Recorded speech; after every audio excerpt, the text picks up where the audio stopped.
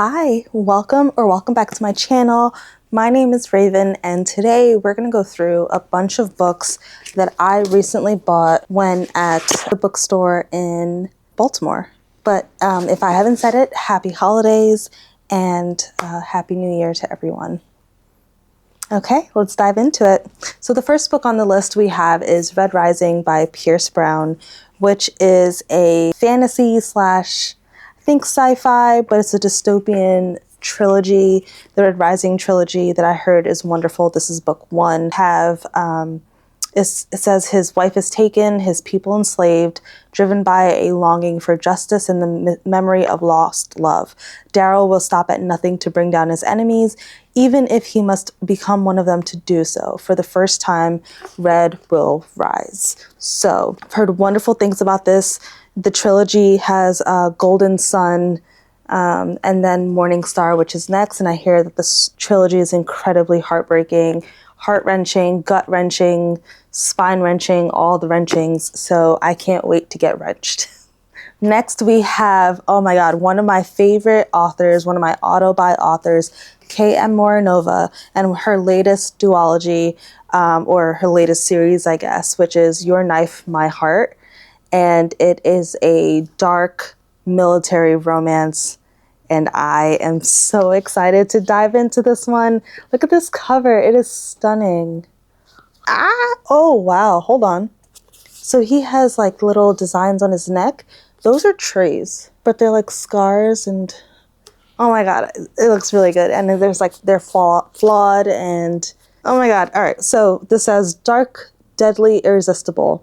Cameron Morton has a problem. He can't stop killing his partners. Okay, Cameron. Officially labeled clinically insane, he's also one of the most lethal assets in the Dark Forces, a brutal underground military operation built on obedience, survival, and silence. But an experimental drug has fractured his control, making him a liability whenever someone else is on the field. As punishment, he's thrown back into the Undertrials, a merciless boot camp designed to break the weak and sharpen the ruthless. His one directive: don't kill the new girl.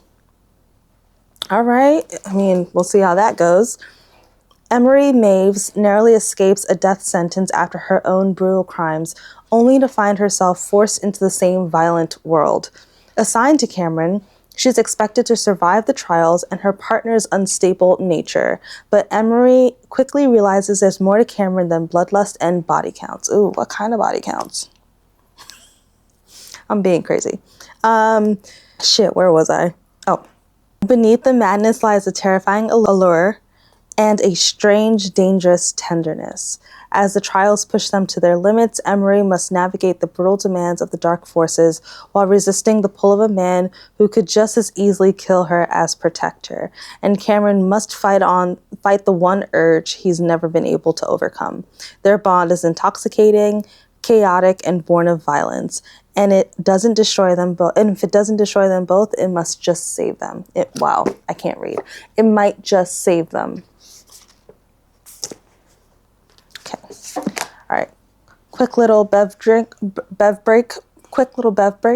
Okay.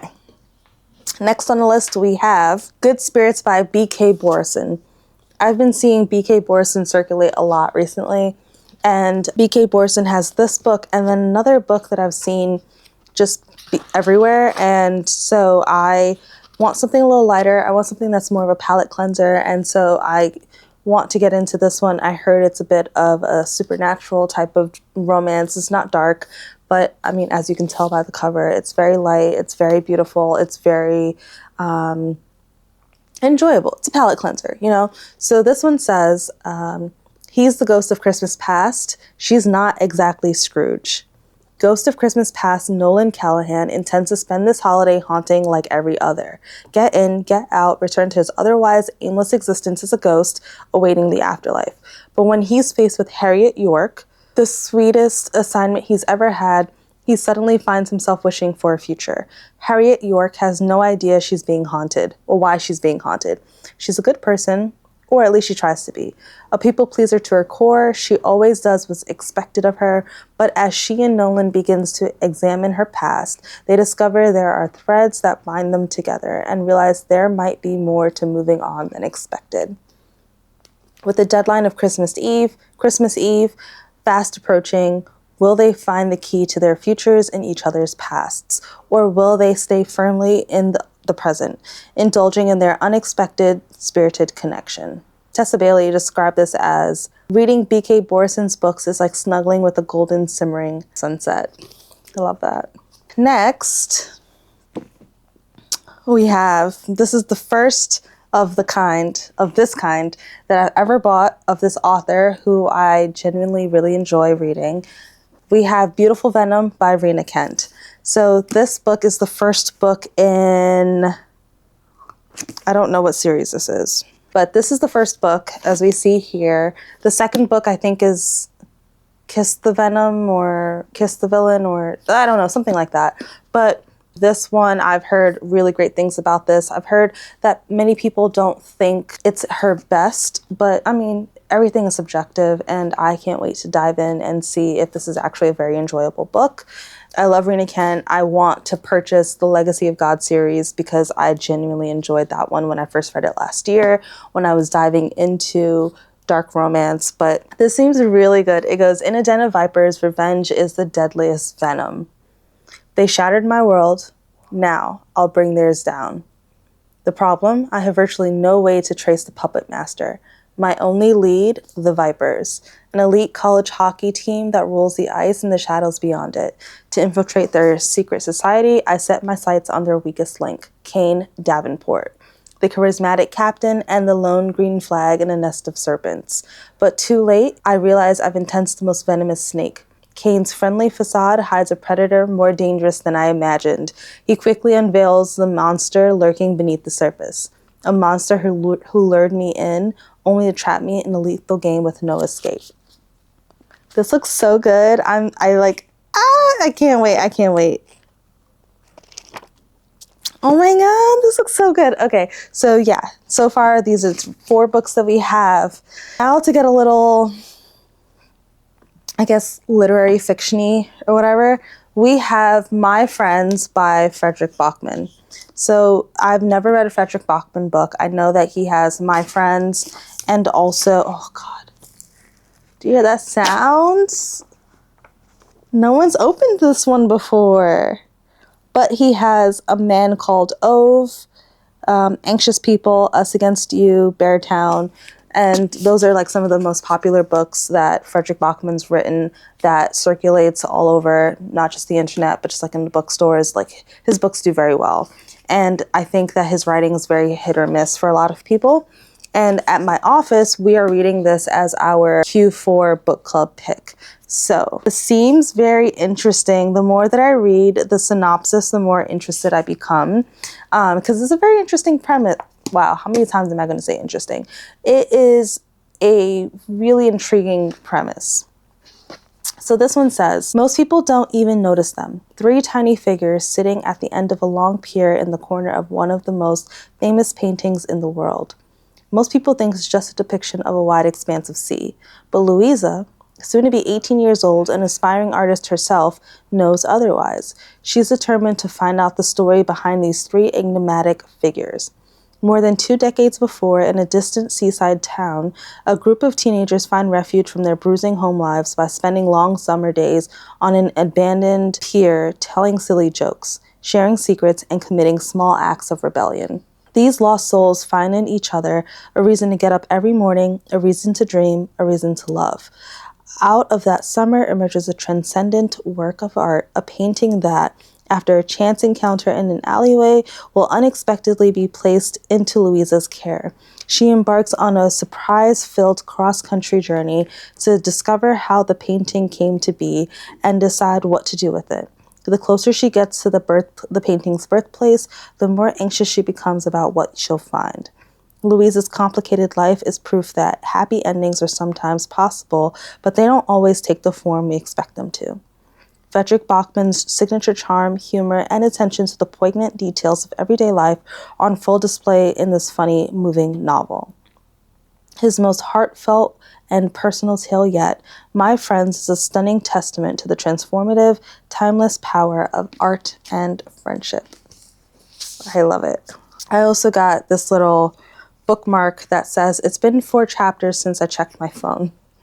It's so cute. It has like a little ribbed bit on the end here. It's so adorable. Now last but not least in terms of book related things that I bought, I have Krampus by Bram.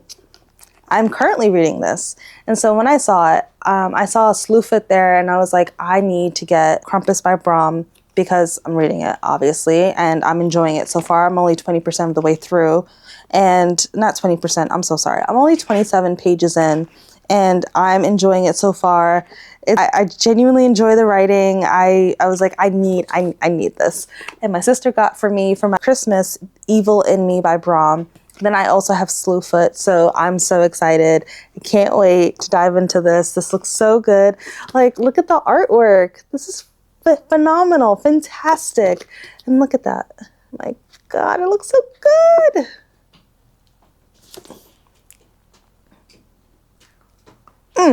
Okay, this looks good. I can't wait to dive into it. And I, of course, will keep you guys updated on what I'm reading, like on Instagram, on TikTok, and everything. I'll give you mini reviews. I also have mini reviews on my Substack, but that's all in terms of the books that I bought. Lastly, last thing that I bought when I was at Barnes & Noble, this little Woobles, the Woobles Learn to Crochet Kit for Beginners. This has all the materials included, and it's Emmy the Wolf that I got because my spirit animal is a wolf, and I was like, I have to get this. It comes with yarn, step-by-step videos. It comes with pre-started piece so that I can just like get things going, a 4mm crochet hook, stuffing, plastic eyes, yarn needle, and online instructions. A goal of mine in 2026 is to do more hobby related things as I listen to books or just to like get my mind moving slower and just like bringing things down, grounding myself. And so I decided to get this to really get things started and to kick things off for myself into this world of habits and cozy habits and slowness and just really being with myself. So I can't wait to do this. Of course, when I'm finished, I'm going to show you guys a video. Maybe I record myself like starting it, maybe even recording my progress and just compiling it all together in one big video. But yeah, this looks so cool. I'm so excited. But to me, this feels like a very, very eventful time at Barnes & Noble. I took my time. I was going back and forth and I was just resting and everyone was there. They had a huge sale at this Barnes & Noble in Baltimore. They had 25% off. Sorry, my cat is in her litter. But they had 25% off. They had an additional, like up to 50% off on select items. And then they also had my personal discount as a member at Barnes & Noble. But this is what I bought. I'm so excited to dive in. Like, I need to finish what I'm reading now so that I can jump into these and the books that I got for Christmas as well. But if you've read any of these, comment down below. If you made it to the end of this video, just drop a black heart or a red heart and let me know what other content you're interested in seeing for 2026. Thank you so much for joining me. Love you all. Until next time.